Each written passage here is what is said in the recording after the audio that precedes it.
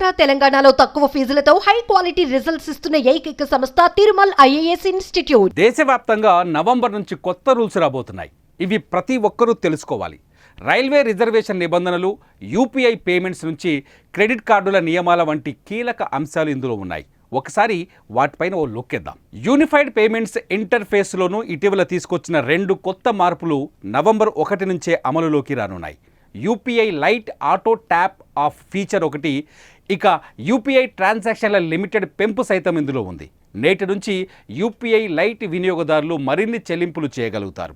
Reserve Bank of India ఇటీవల UPI light లావాదేవీల పరిమితిని పెంచింది. అలాగే నవంబర్ 1 తర్వాత మీ యూపీఐ లైట్ బ్యాలెన్స్ నిర్దిష్ట పరిమితి కంటే తక్కువ ఉంటే కొత్త ఆటో టాపప్ ఫీచర్ ద్వారా మళ్ళీ యూపీఐ లైట్కి డబ్బులు జమ అవుతాయి. ఇది మాన్యువల్ టాపప్ అవసరాన్ని తొలగిస్తుంది.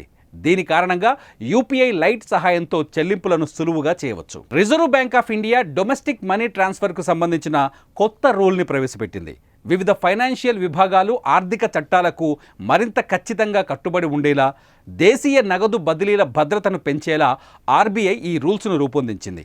24 జూలై 2024న విడుదల చేసిన సర్క్యులర్ ప్రకారం బ్యాంకింగ్ అవుట్లెట్ల లభ్యత మరింత పెరుగుతుంది. అంతేకాదు మనీ ట్రాన్స్ఫర్కు సంబంధించిన చెల్లింపు వ్యవస్థలు మరింత మెరుగవుతాయి. కేవైసీ అవసరాలను మరింత సులభతరం చేయనుంది. ఈ కొత్త నిబంధనలపై ఆర్బీఐ ఇటీవలే సమీక్ష నిర్వహించింది. ఇప్పటి వరకు రైలు టికెట్లను 120 రోజుల ముందుగానే బుక్ చేసుకునే అవకాశం ఉండేది. ప్రస్తుతం దీనిని రైల్వే శాఖ 60 రోజులకు మాత్రమే తగ్గించాలని నిర్ణయించింది. దీంతో రైలు ప్రయాణానికి 60 రోజుల ముందు మాత్రమే టికెట్ బుకింగ్ చేయవచ్చు. ఇది ప్రయాణికులు తగిన సమయానికి ప్లానింగ్ చేసుకునేలా చేస్తుంది.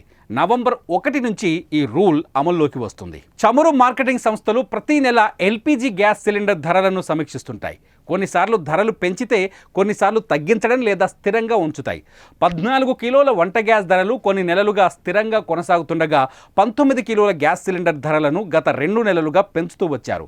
ఇప్పుడు నవంబర్ 1వ తేదీన సైతం పెంచే అవకాశాలు కనిపిస్తున్నాయి. నవంబర్ 1 నుంచి స్టేట్ బ్యాంక్ ఆఫ్ ఇండియా అనుబంధ సంస్థ అయిన ఎస్బీఐ కార్డు తన వినియోగదారులపై ప్రభావం చూపేలా యుటిలిటీ బిల్లు చెల్లింపులు, ఫైనాన్స్ ఛార్జీల విషయంలో మార్పులు అమలు చేయబోతోంది.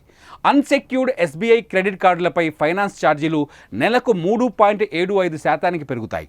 ఇక బిల్లింగ్ పీరియడ్లో యుటిలిటీ చెల్లింపుల మొత్తం 50,000 మించితే అదనంగా 1% ఛార్జీ విధించనుంది. అయితే ఈ శాతం అదనపు ఛార్జీ వసూలు డిసెంబర్ 1 నుంచి అమల్లోకి రానుంది. ఐసిఐసిఐ బ్యాంక్ తన ఫీజు విధానం, క్రెడిట్ కార్డు రివార్డు విధానంలో మార్పులు తీసుకొచ్చింది.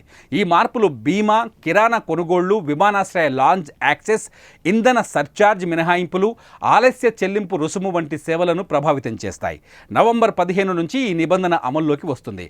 స్పా బెనిఫిట్స్ నిలిపివేత, ₹1,00,000 కంటే ఎక్కువ ఖర్చులకు ఇంధన సర్ఛార్జ్ మినహాయింపు తొలగింపు, ప్రభుత్వ లావాదేవీలపై రివార్డు పాయింట్లు తొలగింపుతో పాటు థర్డ్ పార్టీ మార్గాల ద్వారా విద్యా ఫీజుల చెల్లింపులపై 1% ఛార్జీల విధింపు వంటి మార్పులు అమల్లోకి రానున్నాయి. స్పామ్ కాల్స్, మెసేజ్లను నియంత్రించేందుకు మెసేజ్ ట్రేసబిలిటీని అమలు చేయాలని జియో, ఎయిర్టెల్, విఐ కంపెనీలను ప్రభుత్వం ఆదేశించింది. నవంబర్ 1 నుంచే ఇది అమల్లోకి రానుంది.